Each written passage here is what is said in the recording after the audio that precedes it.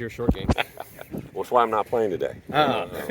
I'm using the excuse we got a lot of visitors in tomorrow, but I am excited.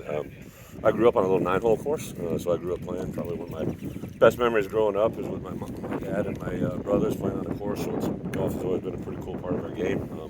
I will say having a wife and 2 kids has dented my golf volume, but excited to get back out here. I think Ron Walters and Barry Lunny and Andy Boo are all really good golfers. I wouldn't bet against Lunny. It's like all former quarterbacks. I would bet on him if I was taking a team. You get some official visits now.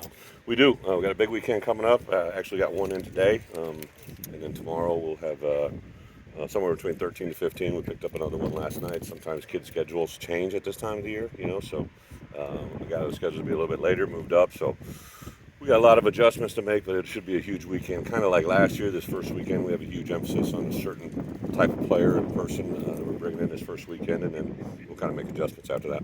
What's the month of June mean to you guys? It seems like it kind of with COVID stopping, like it seems like June has turned into like this big month. Last June was so different because it was the first time we could see these guys. So we literally were bringing people to campus that I'd met via Zoom for 6 to months that you never had seen them live, right? And all of a sudden they're on your campus on really the biggest 48 hours of your time with them, right? For kids that we've had a few commitments, like last year, but this 48 hours, especially when you're bringing young men from far away, you try to cram as much as you can in these 48 hours, show them as much as you can about the University of Illinois, as many people as you possibly can, but also don't overwhelm them because it can be a little too much at times. So it's a difficult balance. I always say this: May is from my coaches when they're on the road a lot without me. They probably enjoy that part, but they're really all over the place. And then I try to give them a little bit of break over the weekend. And then June is really insanity driven because not only do we have official visits, we'll also be on the road at some satellite camps that kind of eat up your time during the course of the week. What kind of momentum can you gain from this month, Bret? From this month? I get it. I think that's probably a little bit overrated. Each kid is going to make a decision based on his timeline. I always tell kids in recruiting, your story is your story. It's unique to you, just like your name. So don't get wrapped up by what other people are doing or what's being said or who's making offers. Live your moment. I think sometimes on a recruiting weekend you can get a vibe going and kids feel good, but you may not feel the effects of that or the commitment of it until months later. Like last year, I'll just use the example. I thought Jared Beatty and his parents, I could just tell that they fit into our weekend, and I think they're really excited and the process that we had given them, but they just need to diligently do what they needed to do to get a commitment, right? And his commitment didn't come until months later, but I literally, when we had a recruiting review weekend after they left, I said I'd be very surprised if he's not in our midst, but you get surprises too, so it's a little bit of every story is unique. You have to find ways to tailor these visits to those individuals, their do. style. So this weekend, a good mix of Midwest kids, especially Illinois kids, but we have some visitors from the coast. It starts with a simple thing. When I first got here, I moved the hotel choice, right? Where we used to stay at one place, I moved to a different place because I felt that better fit the environment of a recruiting weekend. Last year we did paintball. It was kind of fun to see the reactions of that. Our coaches, our players get involved. The head coach won't get involved because no one wants to shoot me. From places that we eat, we kind of customize that by kid, right?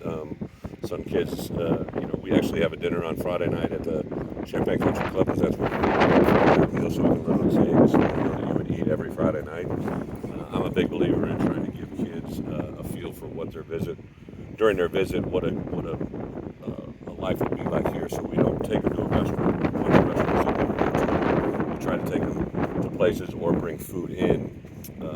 This weekend we'll do a food truck on Saturday afternoon, right? So a little different look, but it's going to have 4 or 5 different restaurants that they can go to in town, but it's a way to diversify and have a little bit of fun with that in our building. So we showcase the Smith Center, the different avenues of there. We'll eat in the Alumni Center. Last year we eat the basketball arena, but that's obviously in a transition phase. And we try to let them touch as many places as they possibly can. Right. A lot of talk of eliminating divisions in Big Ten. Yeah. Is that something you have going on? It's probably more of a question for the next guest. It's above the head coach's pay raise. I do think the part I love about the Big Ten have been an environment with our coaches and probably a little bit different perspective than a lot of people. I played in this league. I've been an assistant coach in this league in 3 different places. I've been a head coach at 2 of them. Nobody else has really been able to bring that type of voice, right? And I think one of the things that I loved as a player, as an assistant coach, as a coordinator, and head coach is divisional play. I think Iowa fans want to play Illinois and Wisconsin and Minnesota and the bordering states. I think as coaches we want to do the same.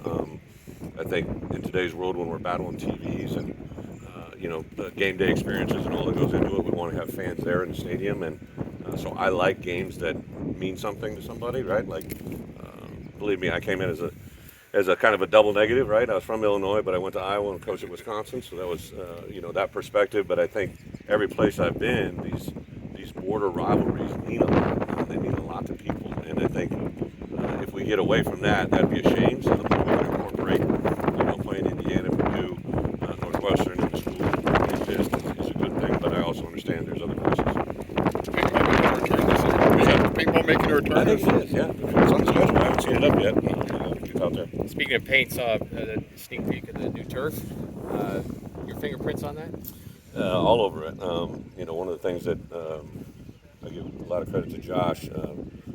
That turf had been there a while, and we moved it up. I think they accelerated almost 2 years to put that turf in, and another great indication of what Josh believes in, the safety and integrity of our players.